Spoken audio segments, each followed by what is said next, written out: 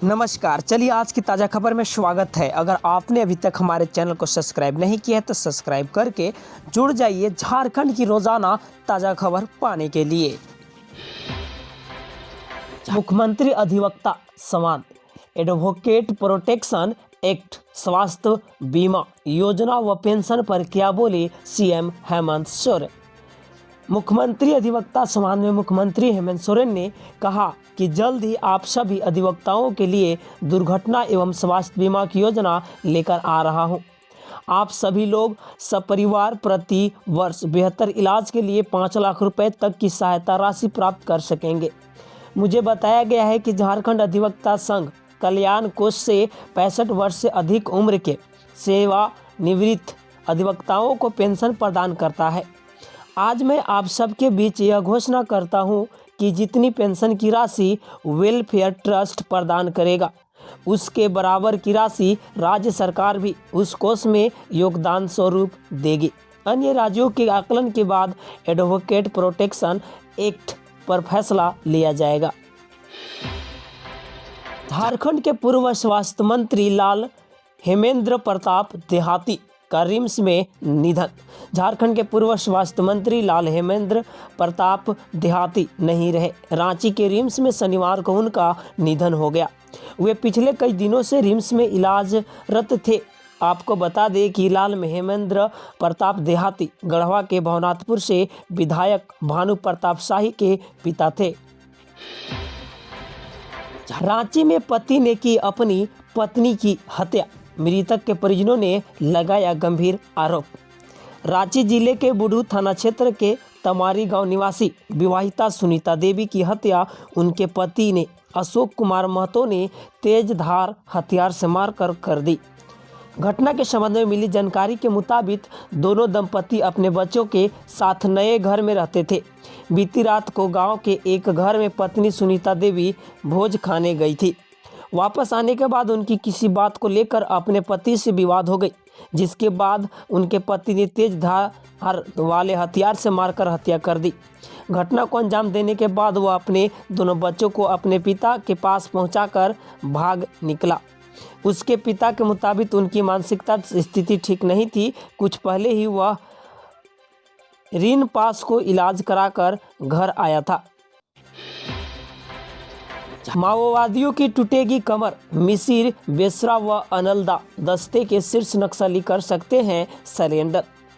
भाकपा माओवादी की central committee के शीर्ष नक्सलियों के दस्ते के 5 नक्सली जल्द ही सरेंडर कर सकते हैं। इनमें पारसनाथ इलाके के प्रमुख नक्सली अजय महतो के दस्ते से एक सेंट्रल कमेटी के सदस्य, अनल के दस्ते से एक सेंट्रल कमेटी के सदस्य, मिसिर बेसरा के दस्ते से एक और बूढ़ा पहाड़ से भागने वाली 2 नक्सली शामिल है। सरेंडर करने वाली नक्सलियों में से 2 पुलिस के पास पहुंच चुके हैं। पुलिस अधिकारी इन नक्सलियों पर दर्ज केस और संगठन में शामिल अन्य नक्सलियों की जानकारी जुटा रहे हैं। अब झारखंड के शिक्षक व कर्मचारियों को सीधे बैंक खाते में भेजी जाएगी अनुदान राशि। नियमावली में होगा बदलाव। झारखंड के वित्त रहित स्कूल व कॉलेज के शिक्षक और कर्मचारियों के बैंक खाते में सीधे अनुदान राशि भेजी जाएगी। अब तक अनुदान संबंधी शिक्षण संस्थान को दिया जाता था, फिर शिक्षण संस्थान के द्वारा शिक्षक व कर्मचारी को अनुदान राशि दी जाती थी। इसके लिए अनुदान नियमावली 2015 में बदलाव किया जाएगा। राज्य के वित्त रहित शिक्षण संस्थान के अनुदान को भी दोगुना किया जाएगा। अमित शाह के झारखंड दौरे पर बोला झामुमो, भीड़ जुटाने के लिए पहले आए पूछे ये 4 सवाल। सुप्रिया भट्टाचार्य ने अमित शाह के झारखंड दौरे को लेकर भाजपा पर तंज कसा है। उन्होंने कहा कि अमित शाह भीड़ जुटाने के लिए 1 दिन पहले ही आ रहे हैं। पिछली बार जब आए थे तो चाईबासा में मुश्किल से 200-250 लोग जुटे थे। तब 11 की जगह 3:30 बजे अमित शाह पहुंचे थे। नतीजा यह हुआ कि पूरे कोल्हान प्रमंडल से भाजपा साफ हो गई। 10 जनवरी को देश भर के आदिवासी पहुंचेंगे पारसनाथ। लोबिन हेम्ब्रम बोले होगी आर पार की लड़ाई।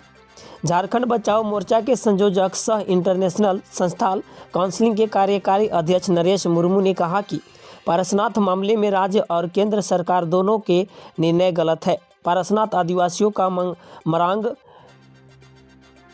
है और वहाँ के जाहिर थान में लोग सदियों से पूजा अर्चना करते आए हैं। यह संथाल समुदाय का सबसे पुराना पूजा स्थल है, इसीलिए केंद्र व राज्य सरकार को आदिवासियों के संवैधानिक अधिकारों को नज़र में रखते हुए विचार करना चाहिए। झारखंड के आंगनबाड़ी केंद्रों में बच्चों को रोज अंडे देने की मांग तेज। हेमंत सोरेन को लिखी चिट्ठी। झारखंड व देश के अन्य क्षेत्र के सैकड़ों सचेत नागरिकों ने मुख्यमंत्री हेमंत सोरेन के नाम पर एक पत्र लिखा है। इस पत्र में इन लोगों ने कहा कि सरकार बार बार वादा करती है, फिर भी स्कूल व आंगनबाड़ी केंद्रों में बच्चों को हर दिन भोजन में अंडे नहीं दिए जाते हैं।